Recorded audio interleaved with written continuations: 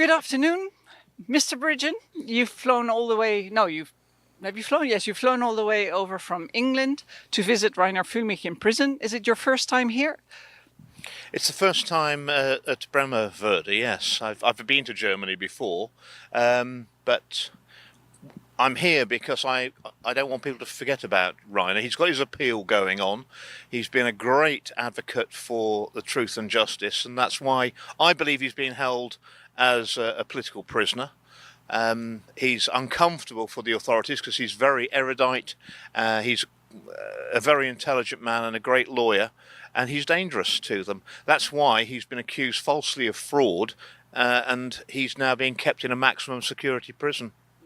You've been MP in the UK from 2010 till 2023, I believe? 2024. 2024. First for the Conservatives, and then later for the Remain Party, and then as an independent, as I understand it. You've been on the Corona Investigative Committee platform as well. You were interviewed by Reiner, or am I mistaken? Yes, I've had several interviews with Reiner, and we were in contact. So I'm aware of the background to his situation, and I believe his human rights are being destroyed, and when anyone in the world loses their human rights, we all lose. Yes. What do you expect from this visit? I want to see what's Reiner's condition. I want him to tell me if he's being respected in prison, and I will write to the governor if he's got any complaints, and we'll publicise it. It's important that people don't disappear, as they say, into the oubliette, the forget. Because it's only public pressure that's going to get Reiner out and stop this injustice being perpetrated across Europe and the world. Yes. All right, we need to go to security, get checked in, and then we'll be back afterwards. Thank you very much for your time. Thank you. Well, here we are after the prison visit. We've gone back to the hotel because it was a bit drizzly outside. What was your impression of the visit? Well, it's always very sad when that heavy metal door clangs shut when the visit's over. It was only an hour. Well, Reiner's in fighting spirit. I'm pleased that his treatment in this prison in Bremervörde is far better than the 18 months he spent previously. I'm disappointed, obviously, that he's had his privileges taken away with spurious complaints from unnamed individuals. He needs to get those back in the next fortnight, and I'm optimistic that he's going to be able to, as he explained with his new legal team, be able to make representations with regard to his pre-trial detention. Bearing in mind he's now already been incarcerated for 2 years. Obviously he's going to dispute the allegations of fraud or embezzlement, but I would very much doubt that anyone in England would be detained, even if they were guilty, for 2 years in those conditions for those allegations. So it's important that people don't forget about Reiner. The reason, let's be absolutely clear, there's only one reason that he's been in high security, maximum security prisons in Germany. There's only one reason why he was abducted from Mexico and brought back to Germany, and that was to silence him and send a message out to those who are speaking against the narrative, those who are exposing the crimes that have been committed against humanity and the public across Europe and the world. And that's what they're doing by continuing this imprisonment of a lawyer who's spoken truth unto power. He's got to be, the public have got to stand behind Reiner Fuellmich, whether you're German, whether you're Dutch, whether you're Danish, whether you're English, Scottish or Welsh. He's fighting for all of us. And whenever his human rights and freedom of speech are taken away, we all lose, and I don't want us all to end up like Reiner Fuellmich. Yes, the public has to stand up, and I think personally I would also like to appeal to all the people who have been on his platform to use their networks to do something like you are doing right now. Is there anything concrete more that people can do to your opinion? Well, he's been held for political reasons, so it's politics that actually will get Reiner out. So we all need in our countries to lobby our politicians about the case of Reiner Fuellmich and to put pressure on the German government to release him. Yes. All right, thank you very much. You've got a train to catch. I've got a train to catch, yeah. And I will be doing a live stream later when I get back to Hamburg this evening for Denmark. Yeah, and that can be seen at the Free Reiner Fuellmich channel, I think, isn't it? I'm not sure. It's through Malou Moncler. So yeah, it's on Twitter. On Twitter. Thank you very much, Andrew. Thank you very much. Good evening again. I'm here now with Susan Stanfield from Canada, and Susan has been very vocal and prominent in the, what was it, movement again? We're going to cut this out. Canadian Freedom Movement. I started the protests. Yeah, okay, we'll start in April.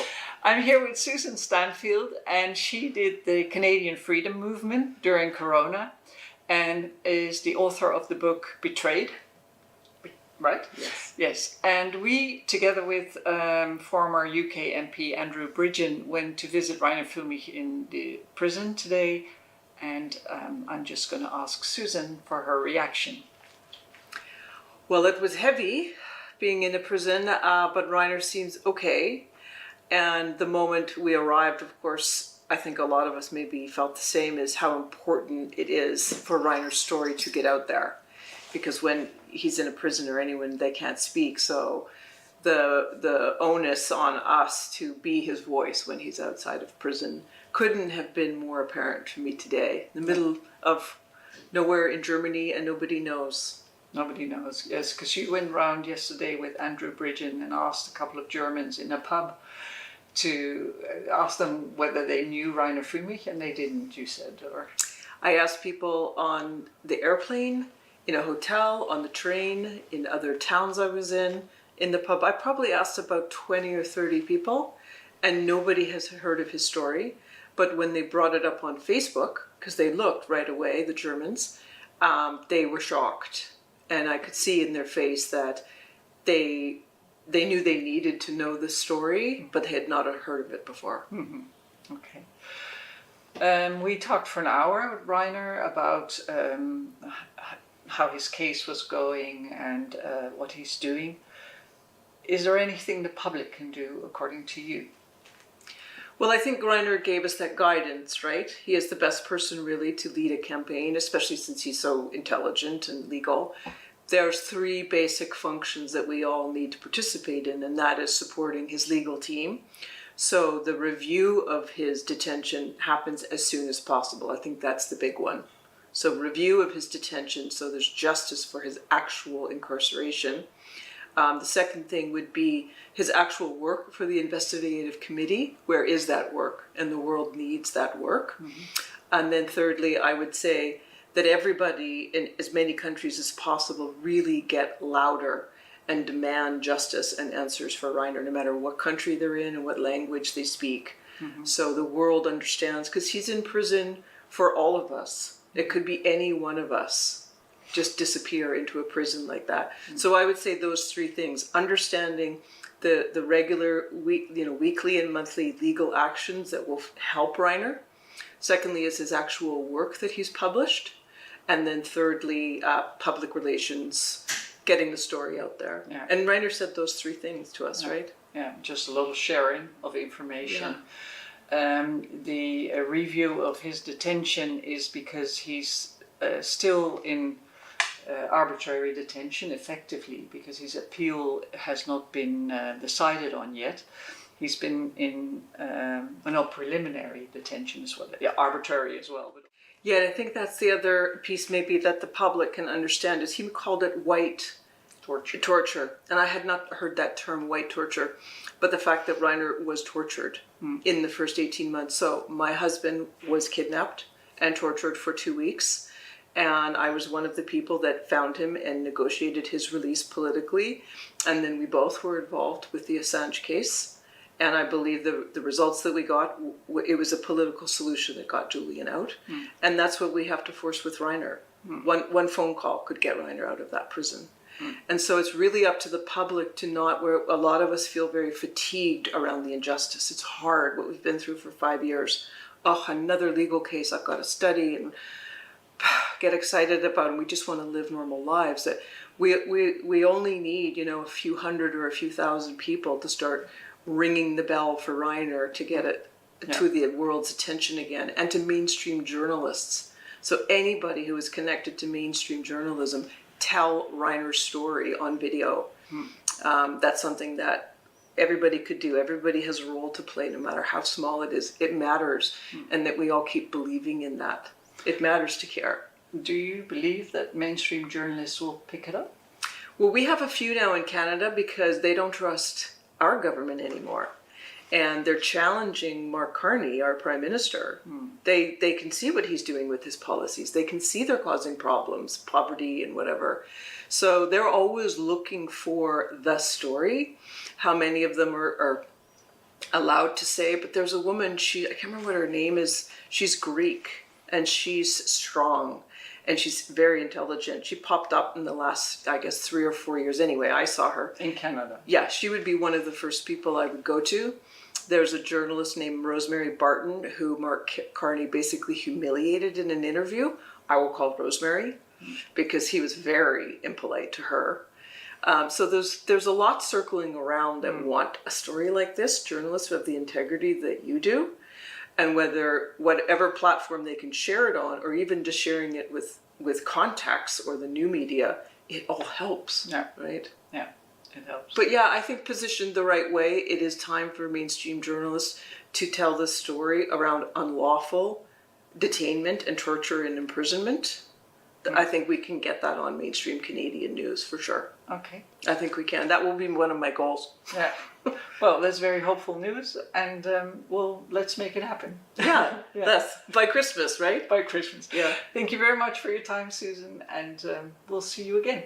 Well, and let me say to you, so you have this, that it's people like you who you've traveled from another country, you're working so hard, driving the passion and the integrity that someone like you has to tell this story for years. Says the leader of the Canadian Freedom Convoy. No, I wasn't involved with the convoy, but, well, it takes a certain kind of person to do what you're doing. So thank you for that, because your work benefits the world as well. Well, likewise. Thank you very much. Okay. All right. Good evening to all of you, and if you can share anything about Reiner Fuellmich, that will help the cause. Great, thank you. Okay.